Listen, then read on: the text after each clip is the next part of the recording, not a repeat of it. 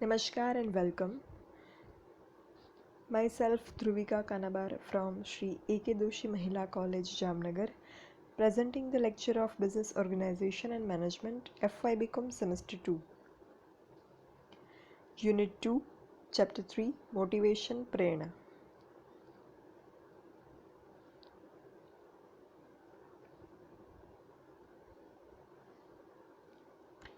આપણે માસ્લોનો પ્રેરણાનો સિદ્ધાંત જે છે એના વિશે આગળના સેશનમાં ડિસ્કશન કર્યું છે. હવે આ સેશનમાં આપણે બીજા એક મોટિવેશન પ્રિન્સિપલની ચર્ચા કરવાની છે પ્રેરણાના સિદ્ધાંતની. એ છે હસબર્ગ્સ પ્રિન્સિપલ. હસબર્ગના સિદ્ધાંતની ચર્ચા આપણે આ સેશનમાં કરીશું. હસબર્ગનો જે પ્રિન્સિપલ છે એને હસબર્ગનો દ્વિપરિબળ સિદ્ધાંત તરીકે પણ ઓળખવામાં આવે છે. હસબર્ગ્સ 2 ફેક્ટર થિયરી એમ પણ આ જે સિદ્ધાંત છે એને ઓળખવામાં આવે છે. એ એટલા માટે બિકોઝ આ જે સિદ્ધાંત છે એમાં એણે આગળ 2 પરિબળમાં આ સિદ્ધાંતને વહેંચેલો છે. બેઝિક ડિસ્કશન કરીએ આ જે સિદ્ધાંત છે એના વિશે. તો પિટ્સબર્ગના મનોવૈજ્ઞાનિક હતા ફ્રેડરિક હસબર્ગ. એ પિટ્સબર્ગ સાયકોલોજીકલ સર્વિસ સેન્ટરમાં જે છે એમણે આ પ્રેરણાનો સિદ્ધાંત રજૂ કરેલો છે. પિટ્સબર્ગ નામની જે પ્લેસ હતી ત્યાં આસપાસના 11 ઇન્ડસ્ટ્રીઝમાંથી 11 ઉદ્યોગોમાંથી 200 જેટલા એન્જિનિયર્સ અને અકાઉન્ટન્ટ્સ, ઇજનેરો અને હિસાબ નિશોની એમણે મુલાકાત લીધી. કોઈ પણ રિસર્ચ માટે અલગ અલગ સ્ત્રોતમાંથી માહિતી એકઠી કરવામાં આવે છે. એમાંનો એક સ્ત્રોત એટલે સર્વે મેથડ. તમે સ્ટેટિસ્ટિક્સમાં આ બધું ભણો છો. તો આ સર્વે મેથડ એટલે એમની સાથે જે છે એ ઇન્ટરેક્શન કરી અને એક સર્વે કરવો. તો એ રીતના મુલાકાત યોજીને એમણે જે છે એ કાર્યમાંથી એમને સંતોષ કે આનંદ આપતા પરિબળો કયા કયા છે એનું, અને દુઃખ કે અસંતોષ ટાળતા પરિબળો કયા કયા છે એના વિશેનું જે છે એ એમણે પ્રશ્નો એમને પૂછ્યા. Factors responsible for motivating the employees and which factors are helping them in avoiding dissatisfaction.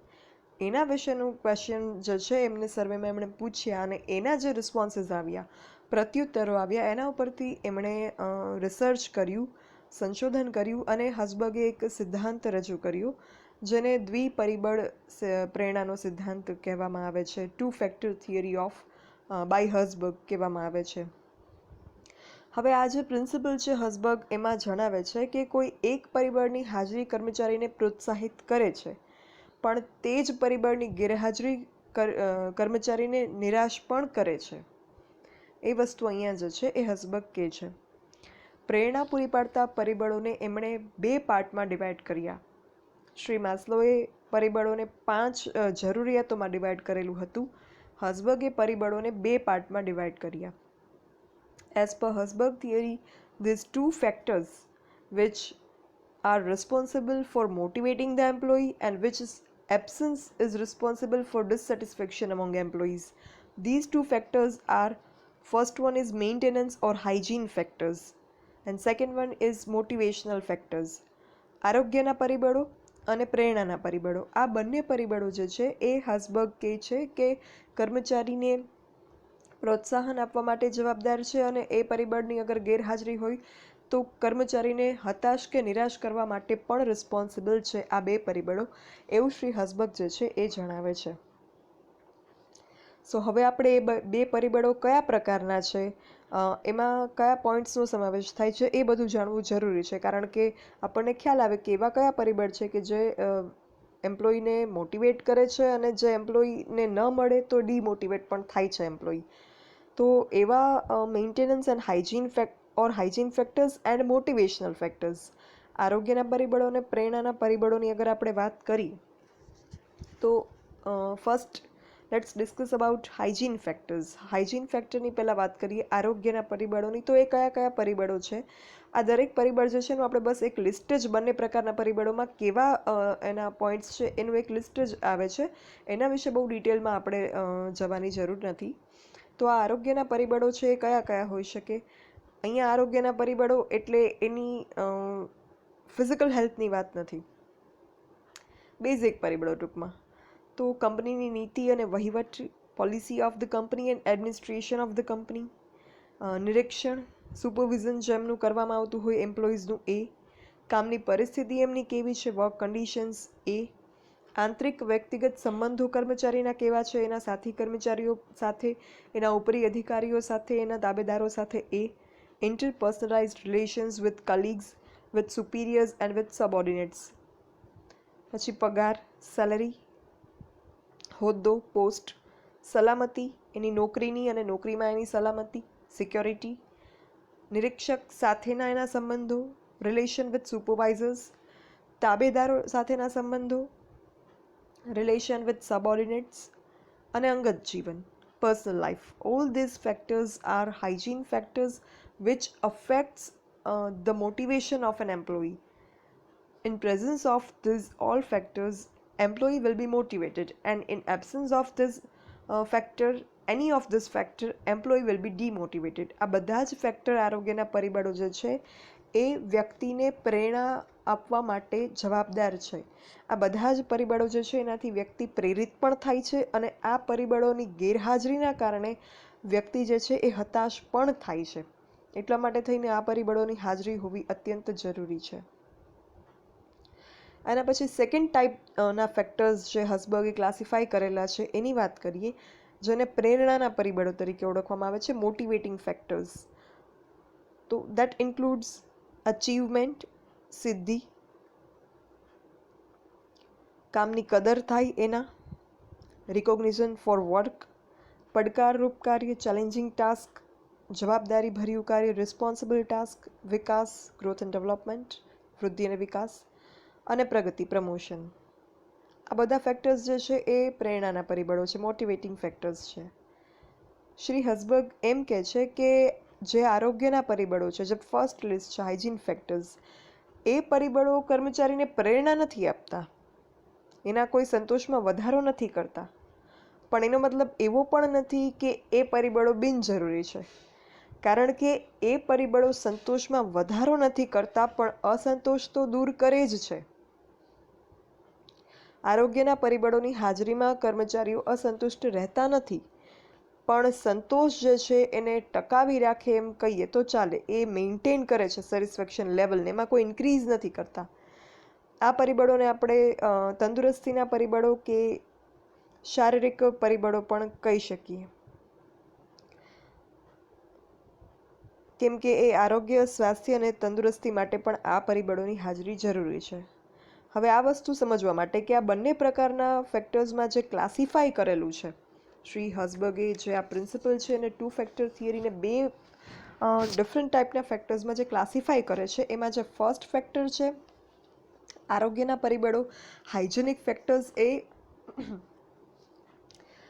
Motivate નથી કરતા કર્મચારીને, પણ એને જે છે એ એનું અસંતુષ્ટ થતાં પણ અટકાવે છે, ડિમોટિવેટ થતાં અટકાવે છે. તો આ કઈ રીતે? સપોઝ કે તમને ભૂખ લાગી છે, તો તમે કોઈ રેગ્યુલર ફૂડ ખાશો કે જે તમે ઓલવેઝ ખાઓ છો ડેઈલી, તો એ ખાશો તો તમને કોઈ એમાં એક્સ્ટ્રા મજા નહીં આવે. બટ ઇન્સ્ટેડ ઓફ ઇટ, અગર તમે કોઈ સ્પેશિયલ ડીશ ખાશો કે જે તમારી ફેવરેટ છે અને which you don't get to eat on daily basis, જે તમે દરરોજ નથી ખાઈ શકતા, નથી મળતી તમને, એવી કોઈ તમારી ફેવરેટ ડિશ તમે ખાશો, તમને ભૂખ લાગી હશે તો બંનેમાં તમારું સેટિસ્ફેક્શન લેવલ જે છે એ અલગ હશે. એવું નથી કે જે રેગ્યુલર ડીશ ખાશો તો તમને ડિસસેટિસ્ફાઈ થશો, તમારી ભૂખ સંતોષાશે નહીં, એવું બિલકુલ નથી. બટ તમારો જે ભૂખનો અસંતોષ છે એ દૂર કરવામાં એ જરૂરથી હેલ્પરૂપ થશે. બટ જે તમારા સંતોષમાં વધારો થવો જોઈએ એ એનાથી નહીં થાય. તો એ ટાઈપના એને આપણે જે રેગ્યુલર ડીશ છે એને આપણે આરોગ્યના પરિબળ સાથે કમ્પેર કરી શકીએ, હાઇજેનિક ફેક્ટર્સ. ને જે તમને તમારી ફેવરેટ ડિશ મળે છે એને આપણે પ્રેરણાના પરિબળો મોટિવેટિંગ ફેક્ટર સાથે રિલેટ કરી શકીએ. શ્રી હસબર્ગ એમ સ્ટેટ કરે છે કે જે પ્રેરણાના પરિબળો છે, મોટિવેટિંગ ફેક્ટર્સ છે, એ કર્મચારીઓને કામ કરવા માટે પ્રેરે છે.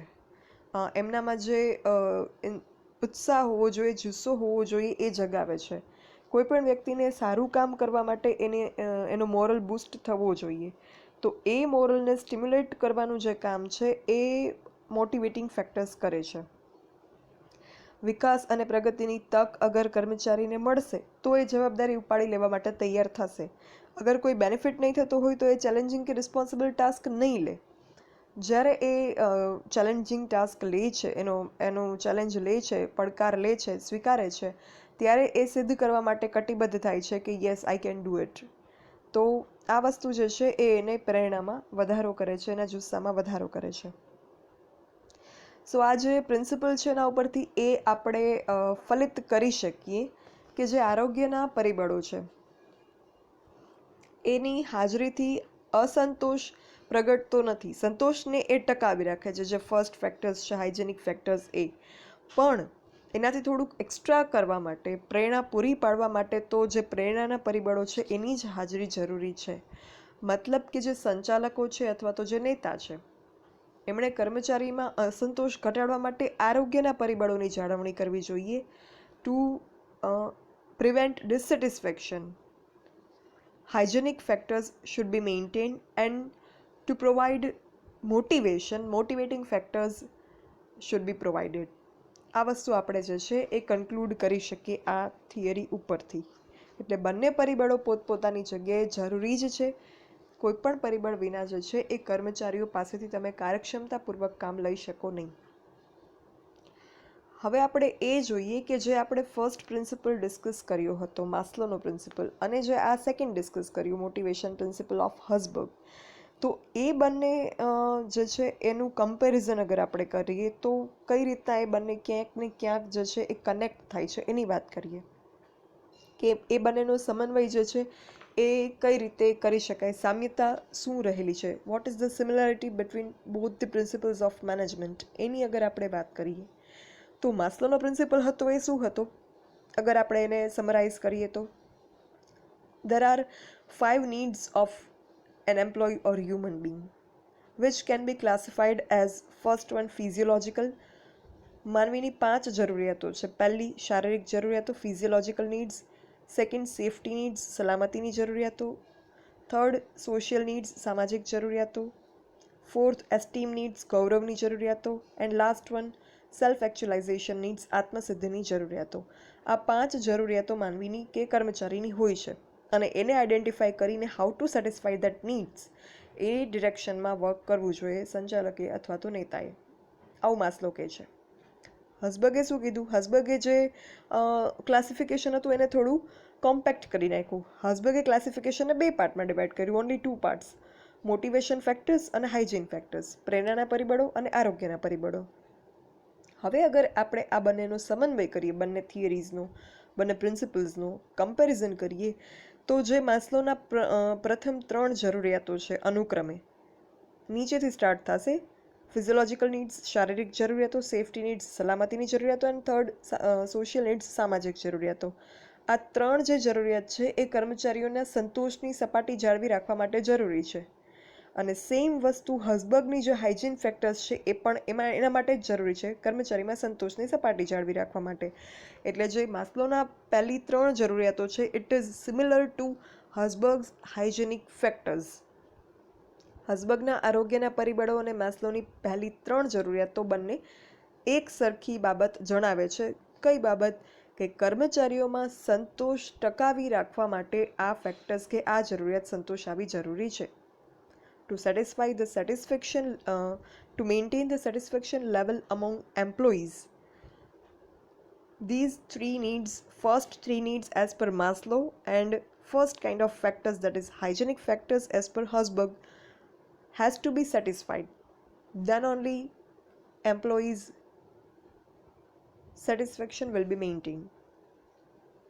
આગળ વાત કરીએ તો હસબગની જે આરોગ્યના પરિબળ છે એમાં એ શેને સરખાવે છે, તો એમાં કામની પરિસ્થિતિ અને એના રિલેટેડ જે કોઈ બાબત હાઇજેનિક ફેક્ટર્સમાં આપણે ચર્ચા કરી હમણાં આ જે ટેબલ હતું એમાં, તો એ બધા ફેક્ટર્સ તમે ક્યાંક ને ક્યાંક કનેક્ટ કરશો ને તો આ 3 જરૂરિયાતો જે છે એમાં ક્યાંક ને ક્યાંક એ સમાવિષ્ટ થઈ જશે. આપણે વાત કરીએ છીએ અત્યારે આ 3 નીડ્સની અને વિચ કનેક્ટ્સ ટુ ધીસ.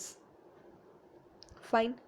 તો કામની પરિસ્થિતિ છે, સુપરવાઇઝર સાથેના સંબંધ છે, ઇન્ટરપર્સનલ રિલેશન્સ છે, એ બધા જ પરિબળો કર્મચારીને કામ કરવા માટે પ્રોત્સાહિત નથી કરતા, બટ એની કામ કરવાની જે સંતુષ્ટિ છે એની સપાટીને જાળવી રાખે છે. અને સેમ વસ્તુ માસ્લો કહે છે કે આ પ્રથમ 3 જે જરૂરિયાત છે એ એની સંતોષની સપાટીને જાળવી રાખે છે. હવે માસ્લો એમ કહે છે કે પ્રથમ 3 જરૂરિયાત સંતોષાઈ જાય પછી કર્મચારીને એ પ્રેરણા નથી આપતી. એવું હોય ને કે તમારી પાસે અમુક લેવલ સુધી કોઈ વસ્તુ કે કોઈ બાબત તમારી પાસે હોય, પછી તમને એનાથી પ્રેરણા ના મળે, પછી you need to have more two get your self motivated. તો અહીંયા પણ એવું જ છે. પ્રેરણા પરિબળ તરીકે આ 3 જરૂરિયાત સંતોષાઈ ગયા પછી એ ઉપયોગી નથી થતી.